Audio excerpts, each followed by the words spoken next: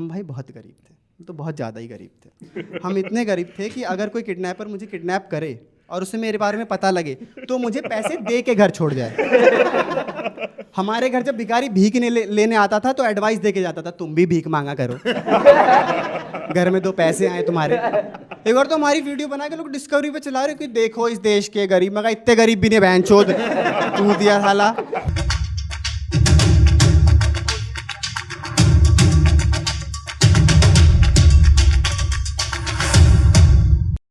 तुम्हारी गली में अंकल है? अंकल हर जगह होते हैं। हर जगह 2 ही चीज़ अवेलेबल है, एक ऑक्सीजन, दूसरा अंकल। लेकिन इन अंकलों से बड़ी चिढ़ है मुझे, क्योंकि आज भी इनका बस एक ही मोटिव है कि सारे बच्चों को कैसे फील कराएं कि तुम कुछ नहीं कर रहे हो, बेकार हो तुम। हाँ, लेकिन इसका मैंने बहुत सिंपल और बहुत सही इलाज पहले ढूंढ लिया था, उल्टा जवाब। कुछ भी बोले, कुछ भी बोले, तुम्हें बस उल्टा जवाब ही देना। 2-3 बार घर पे मार पड़ेगी पर फालतू की बकचोदी से बच जाओगे। और इनको सबसे ज़्यादा उस चीज़ से प्रॉब्लम होती है जो इनके पास ना हो। तुम्हारे के लिए अंकल थे, उनके बाल नहीं थे, साफ गंजे थे, उनकी टाँट इतनी स्मूथ थी कि बारिश की एक बूंद नहीं टिकती सर पे। उनकी फोटो डाल के लोग लिख देते 1 लाइक 1 प्रेयर। मतलब पीछे से देखो तो लंड लगते थे अंकल, अमेरिकन लंड। तो गली में सब उनको टकलुंगल बुलाते थे कि भाई। और उस टाइम में जब छोटे थे बहुत बड़े बड़े बाल थे मेरे, मतलब ऐसे लंड से थोड़ा ऊपर और बहुत बड़े बड़े बाल रख रखे थे मैंने। तो एक दिन अंकल मेरे पास आए और मैं उल्टे जवाब के लिए रेडी। मेरे से कहते हैं, बेटा ये बाल क्यों नहीं कटवाते? मैं कहा अंकल क्योंकि पापा अभी जिंदा हैं। चुप करो, बकवास बंद करो अपनी, इतने बड़े बाल विद्यार्थियों पे अच्छे नहीं लगते हैं। मैं कहा अंकल जी मुझे भी ऐसे लगता है, इसलिए सोच रहा हूँ पढ़ाई छोड़ दूँ। क्योंकि मैं लोगों के मुंह से गवार सुन लूंगा, पर मैं नहीं चाहता कि बड़ा हो के लोग मुझे टकलू बुलाएं। बन गया दिन अंकल जी का, गए अंकल जी। अरे कुछ ही पूछने लगते हैं भाई, कुछ भी, बड़े होके क्या बनना, नहीं बनना, कुछ बक चुती हैं। मैं 8 साल का हूँ, मैं पोकेमोन के कार्ड इकट्ठे कर रहा हूँ। सुबह पैंट में हक दिया था मैंने, क्या बन जाऊंगा मैं? नहीं बनना मुझे कुछ भी। पर अंकल को ये बात बुरी लग गई तो अंकल ने जाके पापा को बोल दिया। तो पापा ने ऑब्वियसली मारा। ये भी आना था भाई बीच में, जोक के बीच में बोलो जिससे कि मेरे जोक की माँ चुट जाए। तो अंकल को ये बात बुरी लग गई तो अंकल ने जाके पापा को बोल दिया। तो पापा ने ऑब्वियसली मुझे मारा। पापा ने मुझे बहुत मारा। पापा ने मुझे इतना मारा कि ये देख के पापा के पापा ने उन्हें मारा कि बहन जो कितना मारा। पापा कह रहे मैंने तो इसे गलती पे मारा है, आप मुझे क्यों मार रहे हो? कहते मैं भी तुझे इसलिए मार रहा हूँ क्योंकि तूने भी गलती की थी। उसके बाद नहीं की पापा ने गलती, इसलिए मेरा कोई भाई नहीं।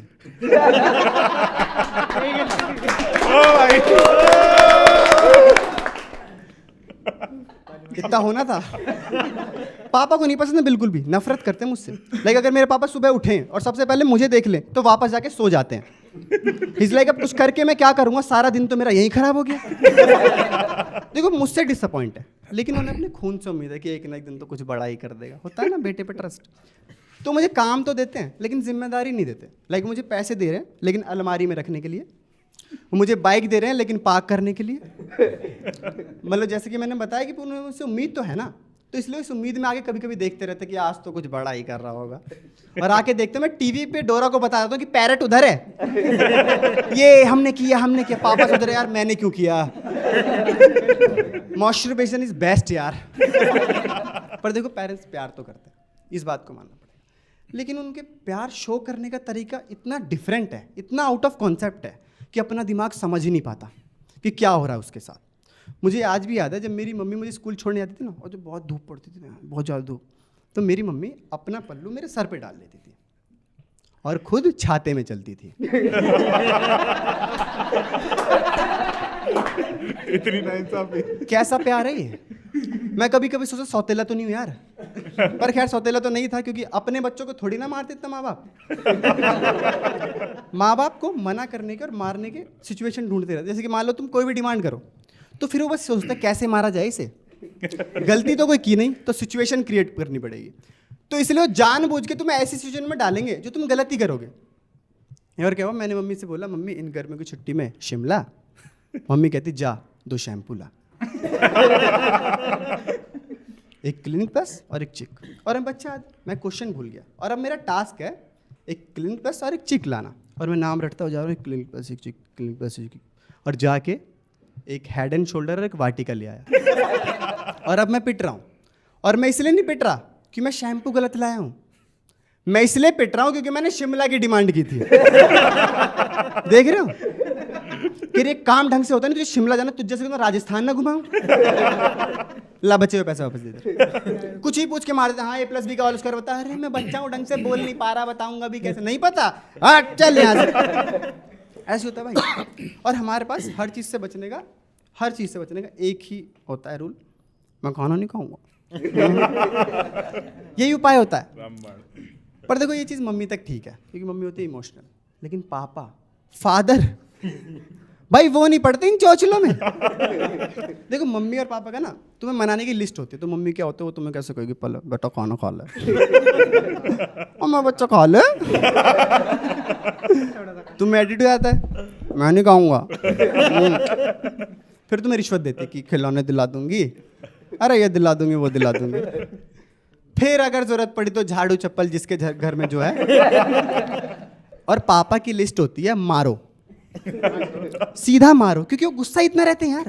मुझे लगता है पापा पैदा भी ऐसे होंगे। ये सारी लाइटें क्यों जला रखी हैं? अरे सारे मुझे नंगा क्यों घुमा रहे हो? डायपर वाइपर पहना नहीं तो हाथ में मुँह दूंगा तुम्हारे। हाँ बोल नहीं सकते हैं पर सोच तो यही रहोगे। तो फिर क्या हुआ कि मैंने घर से 100 रुपये चुरा लिए। मुझे लगा मेरे ही बस पहले ले रहा हूँ क्योंकि बारिश तो मैं ही, गलती उन्होंने फिर की नहीं।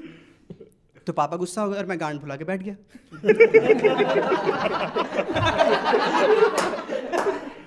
तो मेरे को खाना ऑफर किया, मैं पापा से कहा मैं नहीं खाऊंगा। पर चुपचाप खा ले, मैं खा तो रहा हूँ।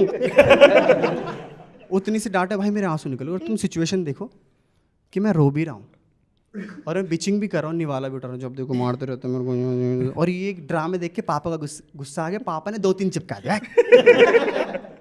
और ये गुनाह करते हुए उन्हें मम्मी ने देख लिया। मैं कह रहा अभी आदमी तो गया भाई। इसके तो लग गए।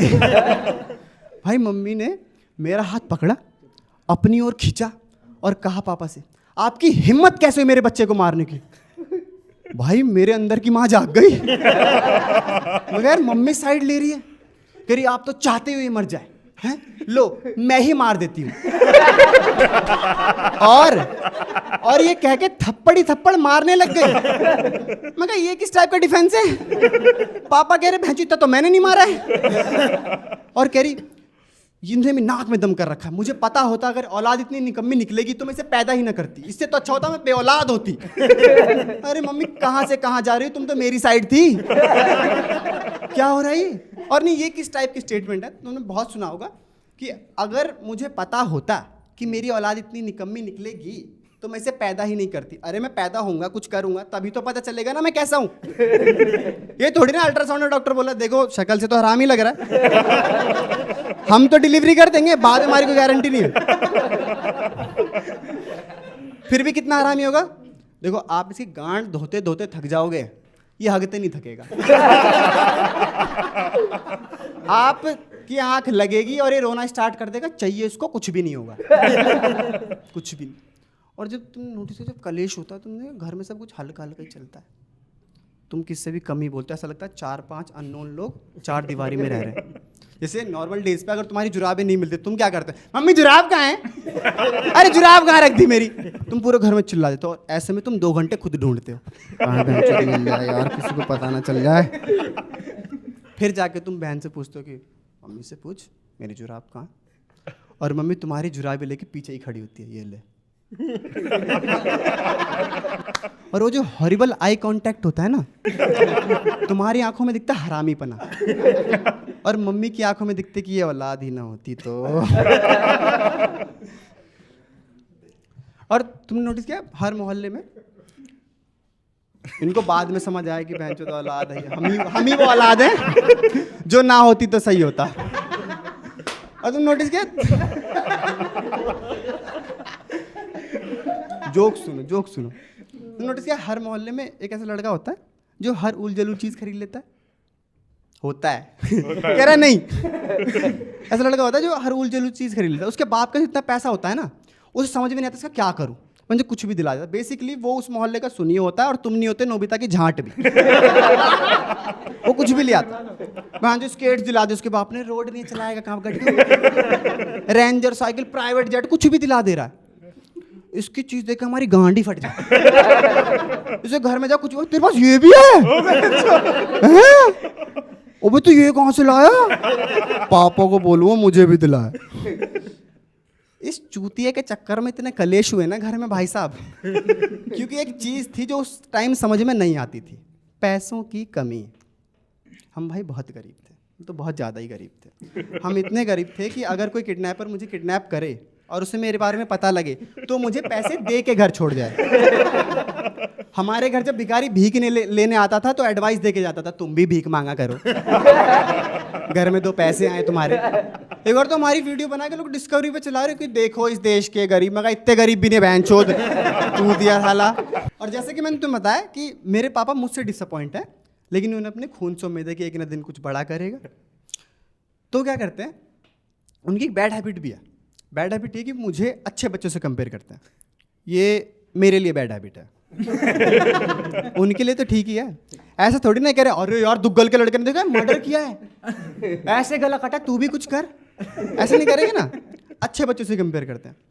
तो एक दिन मेरे साथ कह रहे अरे वो सोनू है ना अपना सोनू, वो टेनिस में नेशनल जीता है, तू भी ऐसा कुछ कर, कुछ खेल।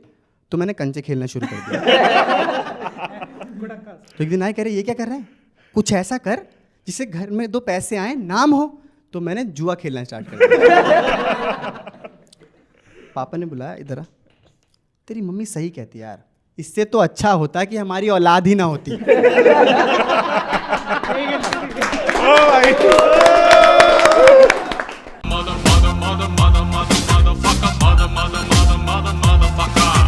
तो वीडियो देखने के लिए आपका बहुत बहुत शुक्रिया। और अगर आपको पसंद आई हो तो लाइक कर देना, अपना वैल्यूएबल कमेंट ज़रूर करना, वैल्यूएबल वाला, है ना। और बहुत लोगों के सवाल होते हैं कि वीडियो लेट क्यों आती है और ये क्यों। तो मैंने सुना है कि इसके लिए Q&A बनाते हैं, जो कि मैं बना रहा हूँ। तो कल मैं इंस्टाग्राम पे एक पोस्ट डालूंगा। अगर ये वीडियो तुम लेट देख रहे हो तो वो कल हो चुका है, आप इंस्टाग्राम पे जाके अपने सवाल पूछ सकते हो, ठीक है। इंस्टाग्राम पे मैं Q&A करके पोस्ट डालूंगा, जो कि उसकी पिक्चर यहाँ पे आ रही होगी। इंस्टाग्राम का हैंडल @आदित्य मेहता वाइन्स। तो अपने सवाल पूछ सकते हो तुम। बाकी यार शेयर वेयर कर दिया करो भाई यार।